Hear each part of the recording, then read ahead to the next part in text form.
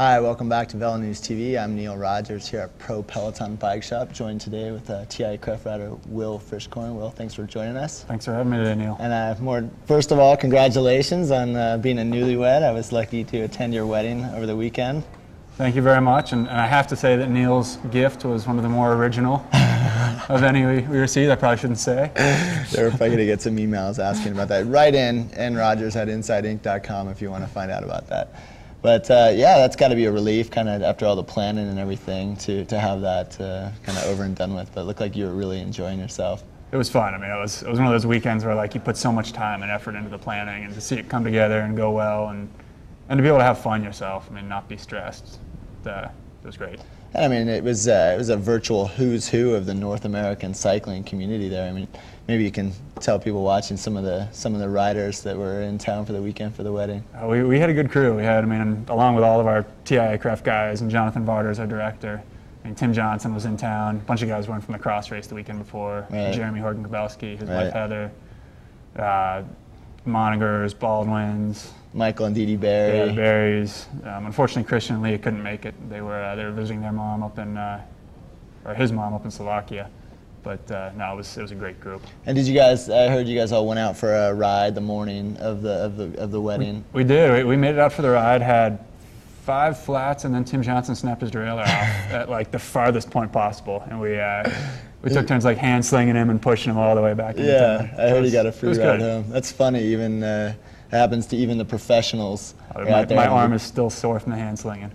And then the weekend before the wedding was the USGP in Longmont and Boulder, and you hadn't done any cross racing in a little while. Is that correct? I hadn't done a cross race since I was 19 years old, and it was a blast. It was honestly like the most fun I've had on the bike since then. Just going out there, and when I had no points, I was starting dead last.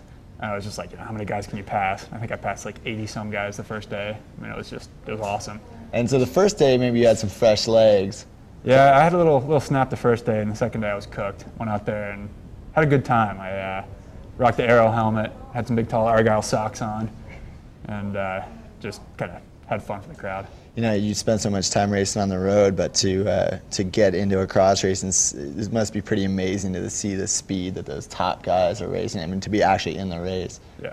No, I mean, like Sunday, I got lapped, and watching those guys coming by me was incredible. And then, a couple laps, watching the action, watching that lead group of 3 going in, Trebon, who was just like a monster.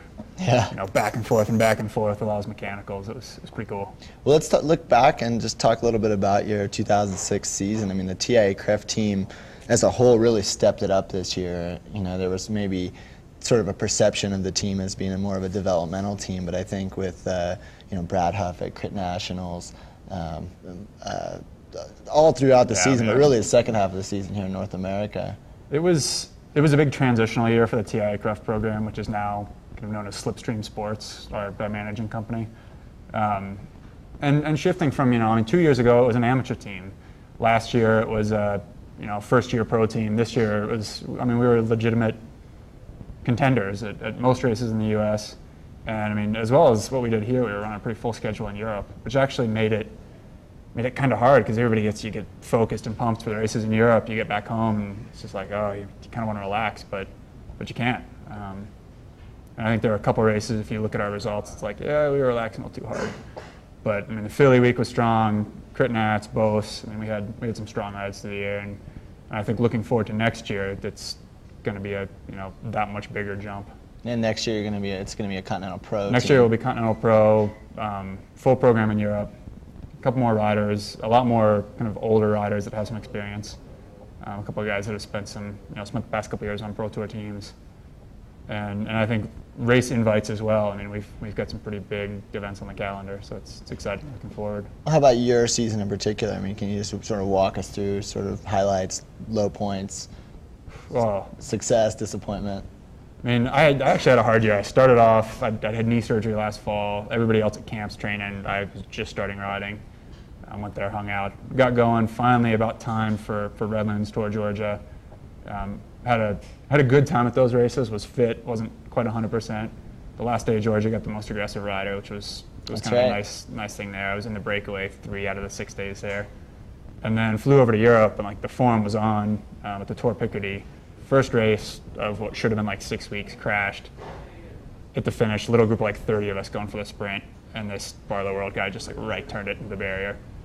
Went in, broke my hand, and was out for, well, another 2 weeks off the bike, another couple weeks riding the time trial bike only, and then went back and actually raced like Philadelphia and Boas with a cast on. I remember that. Which was, and there was it was an experience. You were going to maybe have to have surgery at some point. There was some speculation. Yeah, they actually in Spain they did a little surgery just trying to get the bone back into place because it fractured all the way down along it. But we got it back. I mean, it's close. My knuckle probably won't ever be the same. But it got going again there, and then from that point on had a great season. I mean, fun here in the U.S., some nice rides in Europe, and ended up well with the track nationals where we're kind of doing this program, pulling together a team pursuit squad, and we won the nationals. That's right. But haven't quite hit the time standard we're going for, and the program's in a bit of limbo right now as we try to decide what's the best path moving forward. So you've got road, then you've got track, little dabbling in the cyclocross. I mean, when do you get a chance to rest? I took a pretty good break after track. I didn't ride for 2 weeks. In those cross races, it was like my 6th, 7th ride back. And now, like with all the wedding craziness, now I'm just kind of getting going. So. Yeah, although you're getting going and you're heading to Costa Rica for a honeymoon. Yeah, a little vacation would be good. You're going to be riding a bike down there at all? Ride some town bikes, cruise around town. Paddling the surfboard, keeping the upper body fit. Yeah, actually spent some time in Mexico with Walker Ferguson, who is my best man at their place in Cabo, and man, it's a workout. Yeah, it was fun. Well, let's talk about 2007. I mean, what are your goals in particular? Do you have any individual goals? Have you sat down with Jonathan Botters and talked about your program? Right now, our program's still in enough limbo that we're kind of trying to figure that out. I think I'm on the Tour California program early. We kind of have two groups. One will be California, one will be like Étoile de Bessèges, GP Marseille, Tour of the Mediterranean. And I'm kind of hoping I'm on the California program. Jonathan, if you're watching. Give me a little more time and stay here where the weather's good. So right now it's looking towards that, and then it'll really depend on a couple of big question marks for our year. So. How much of the season do you anticipate you'll spend in the U.S. versus Europe? I mean, are you there for big blocks of time, or you can kind of call it home? You move into the home in Girona? Yeah, no, I mean, the team has houses in Girona, which, I mean, it's a pretty incredible setup. Overall, the way that this team takes care of its riders, I mean, it's unparalleled, I think, especially for a young group. We have houses in Girona, full staff in Europe. It makes it easy. I mean, you get there, things are set up, and you're comfortable. And that's really one of the biggest challenges for U.S. riders going to Europe is figuring out how to make a life there and be happy. Like for me, I think I'll probably be back and forth a couple of times. I mean, if I were guessing, I'd probably do the Tour California, Georgia, and maybe Philly week. Those would probably be my U.S. events next year. I'd say I wouldn't be surprised if those were the only ones. And then spend the rest of the year in Europe. But I think we've got such a great kind of broad spectrum of riders and some good depth to play with too, that next year I think it'll be a lot of back and forth for everybody. If there's one race that you'd like to target next year, I mean, is there one you can single out and say this is a race I think it's cut out for me, the course or this time of year? You know, I should be able to say that. That'd be a good thing, but I honestly don't know at this point. Because if Jonathan is watching and you don't name one, then he's just going to pick one for you. How about, I think Georgia actually suits me pretty well. I mean, it's a race where I've had some fun in the past, and be good to give it a go. Great, and Shayna Chato, your wife, will she be coming over to stay with you in Girona? Or she'll probably she'll come over for the summer. She's a teacher here in town, so during the year it's hard for her to get away, but I mean, she's got June, July, August off. So you guys are never apart too long? No, I mean, a month. We had a 6-week stretch this year, and that was long, but doable. I mean, that's part of it. Yeah, absolutely. Well, Will, thanks for coming by and joining us. Thank you, Neal. Enjoy the honeymoon. Thanks.